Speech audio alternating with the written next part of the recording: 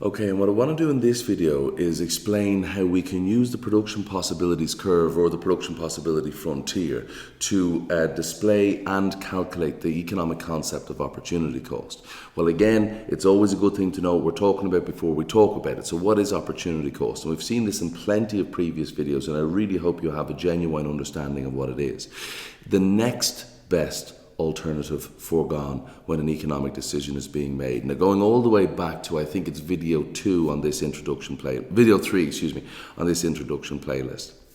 You rank your choices. So it's the next best alternative foregone, right? Now, to make our analysis easier, we're going to look at a PPC curve that has a straight line. Now, I'll explain the difference in a later video again, but right now, just realize that there is a PPC curve that's straight line. All it's saying is that any point along here is economically efficient simply because we are using all of our factors of production and we're using them all efficiently.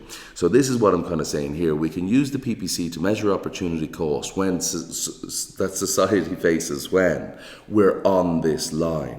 Now, it's a little bit different, and I may even do another video again. It's a little bit different in terms of opportunity cost when society is not producing efficiently, not using all of its factors of production and not using them efficiently. But right now, we're just going to say we're dealing with these points here, A, B, C, D, E, and F. Now, all we're going to do is we're going to go from A to B, B to C, and C to D, right? Because what you will see is there is a pattern here. So calculate the opportunity cost when moving from one point to another. And what do we notice about our answers, and what is the assumption we can make? Now, this is what I'm going to do now. So I'm just going to explain how to calculate opportunity cost. So please, please, please remember, right? What opportunity cost is what you give up, right? Now, I am going to use this as my formula.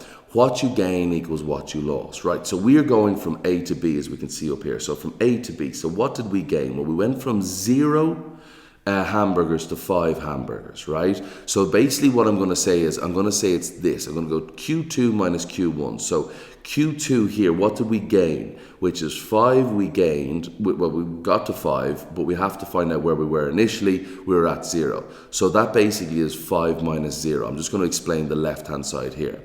Now, what did we lose in moving from A to B? Well, we lost 10 hot dogs. How do I know that? Well, it's Q1 minus Q2. So it's 50 minus 40. And that basically means we gained 5 burgers and we lost 10 hot dogs. Now, this is really important. Again, I'm stressing, I am calculating what's called the per unit opportunity cost. If you want to just say the opportunity cost, well, we lost 10 hot dogs, right? Fine.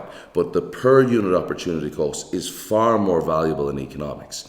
Now, this is really important that you write down the categories. So we're talking about 5 burgers and 10 hot dogs, right? Now, I'm trying to find out what the opportunity cost is for 1 burger, right? So I'm going to rewrite that formula, and then I know that 5 burgers cost me 10 hot dogs, or I know that the increase in production of 5 burgers cost society 10 hot dogs, more accurately. But I want to find out what 1 burger costs society. So basically, I can do whatever I want to the left-hand side as long as I do it the same to the right. So I get 5, always divide both sides by the number before the letter, and here we're trying to find B, or burgers, that we're trying to find. So basically what we're doing is we always divide by the number before the thing that we're trying to calculate the opportunity cost of. So 5 burgers divided by 5 is just 1 burger, equals 10 hot dogs divided by 5 equals 2. So according to this, moving from A to B, on average, right, what we're saying is the per unit opportunity cost of 1 burger is 2 hot dogs. That means if society wants to increase the production of burgers in terms of A and B, right, getting from A to B, 1 burger, if they want to increase the production of 1 burger, they have to reduce the production of hot dogs by 2. All right, now that's moving from A to B. I hope I haven't lost anybody here. Going from B to C. So what you gain equals what you lost. Q2 minus Q1 equals Q1 minus Q2. Don't get worried about that. All you have to do is, okay, let's say we're going from B to C. So what did we gain? Well, we gained 5 hot dogs. Or 5 burgers, because we had 5 and now we're producing 10, right? So it's 10 minus 5. Don't worry if the maths confused you. Just what you gain equals what you lost, right? And then what do we have to give up? Well, we went from 40 down to 30. So we had to give up 10 hot dogs again. So what do we notice? Now this, I'll give the game away now, because this is a straight line and it has a constant slope, and essentially the slope of the PPC curve represents the opportunity cost. 5 burgers increase in production in society of 5 burgers cost society 10 hot dogs. But again, what we are trying to do is calculate the per unit opportunity cost. And I think, and I hope you'll see, oh, right, it's the exact same. Now, just forgive me for a second, just for the sake of completeness, I am going to go from C to D, but I want you to understand. What we are saying is, in moving from B to C, because this will change when we do the curved or the bowed out production possibility curve in the next video. When we move from B to C, if we increase societal production of burgers by 1, we have to reduce societal production of hot dogs by 2. And why do we have to do that? Well, we are diverting factors of production away from producing hot dogs towards producing burgers, right? Now again, I hope that makes sense. We're on this line, meaning we're using all of our factors of production and we're using them all efficiently. So therefore, if we want more of one good, we have to give up some of the other good. And that's what opportunity cost is. Now, I'll just keep on going and then I'll finish this bit off here, okay? Now, moving from C to D, I hope you're bored because you understand it from these examples. Well, what do we gain? Well, we went from 10 burgers to 15 burgers, so that's a gain of 5. And then what did we lose? Well, we went from 30 hot dogs down to 20 hot dogs, so that's a loss of 10. Right, so basically that's what we've said here. And don't forget, always put the categories. So we gained 5, we didn't just gain 5, we gained 5 burgers. Okay, and what did we lose? Well, we lost 10, but we didn't just lose 10. 10 what? 10 hot dogs, right? So always put those categories here. And if you can just remember this, I think it's the easiest, okay? I've seen a number of different methods of calculating the opportunity cost, and at least for me, this is the easiest. So what do we know? Well, the increase in society,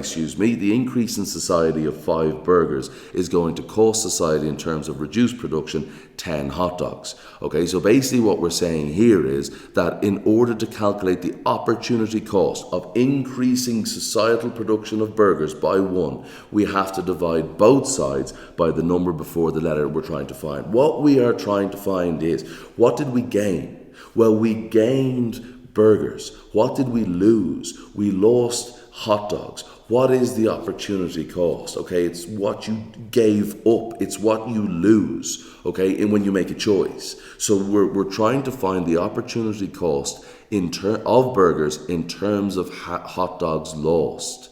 Okay, remember that.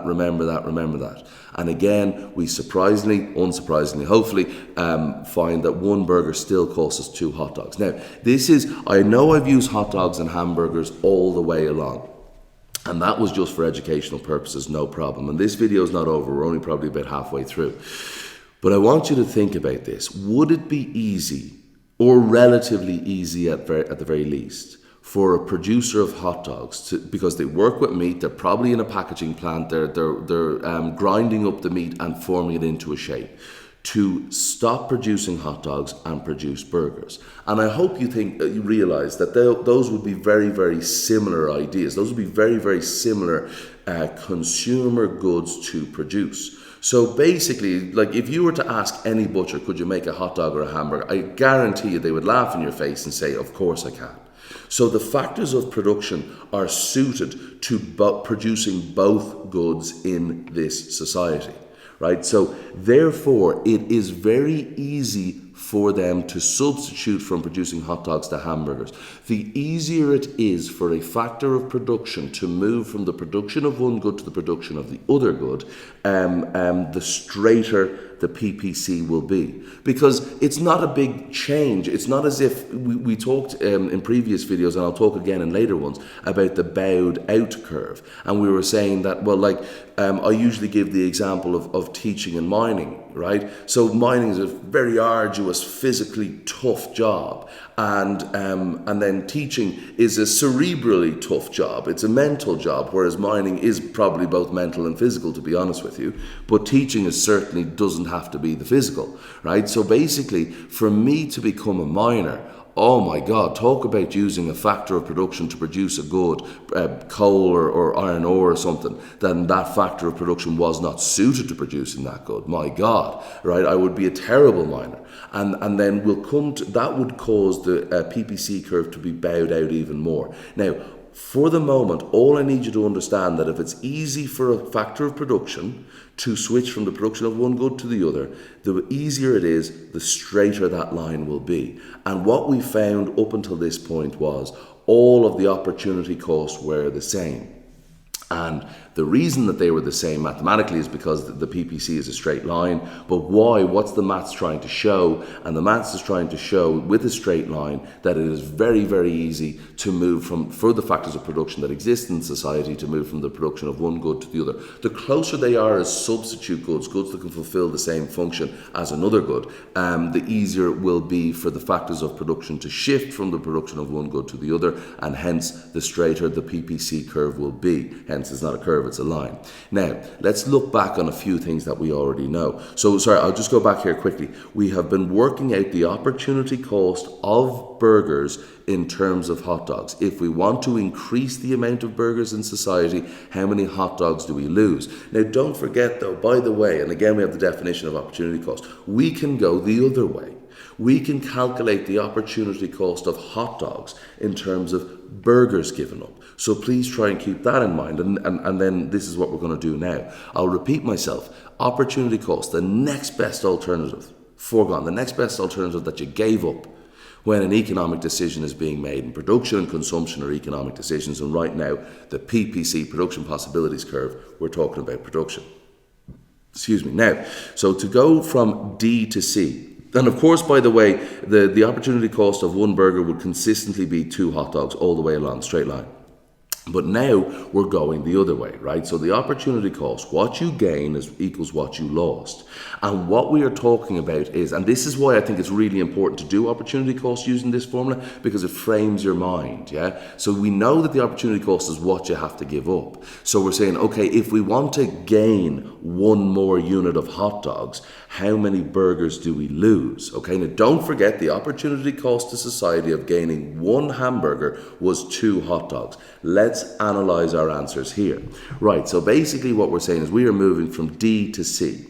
Okay, so what did we gain? We went from 20 hot dogs, which is here, and at C it's 30 hot dogs, so we gained 10 hot dogs. Okay, I'll just leave that up for the moment, but just this is the 30 minus 20, Q2 minus Q1. And what did we lose? Well, we went from producing 15 burgers, which is here at point D, to only producing 10 burgers, okay? So it's 15 minus 10, so 10 hot dogs cost us 5 burgers. Now, the exact same figures, but the other way around. And this is the important part, right? So, well, how do I calculate the opportunity cost of producing 1 hot dog? How do I calculate the cost to society in terms of what we gave up, the foregone alternative of producing 1 hot dog in terms of hamburgers? Well, I have to find the per unit opportunity cost of hot dogs. So this is again, and I know I'm repeating myself intentionally though, guys, right? Because the thing is, how many burgers do we have to give up in order to increase societal production of hot dogs by 1 hot dog? Well, 10 hot dogs divided by 10 is 1 hot dog. That's what we're doing here. And 5 burgers divided by 10 is half a burger. Now, those that are mathematically inclined, okay, what you may see now is that the opportunity cost of producing a burger was 2 hot dogs. And a half, which is the opportunity cost of producing a hot dog, is the reciprocal of that. It is 1 over your answer for the other good. Now, if you don't get that yet, absolutely no problem. Seriously, there's no issue whatsoever. All I need you to see is how do we calculate opportunity cost from using a production possibilities curve. Now, excuse me. So again, from moving from C to B, but let's understand what the flip we're doing here, right? What did we gain? Well, at C we had 30 hot dogs, and now at B we have 40 hot dogs. So I think you'll agree we gained 10 hot dogs. I don't think you need to be a mathematical genius for that. And what did we lose? Okay, well, we were producing 10 burgers at C, and now we're only producing 5 burgers at B, so we lost 5 hamburgers. So this is the whole thing here. And again, I don't want you to get confused with this. If you can just remember this, what did we gain and equals what we lost, then you can skip these and just go straight to here. Again, two things. Always use the category, the name of the good that you're talking about, because that makes it easier. And don't forget opportunity cost, the cost of foregone alternatives when an economic decision is being made. All right. So what we're interested in, what we gave up.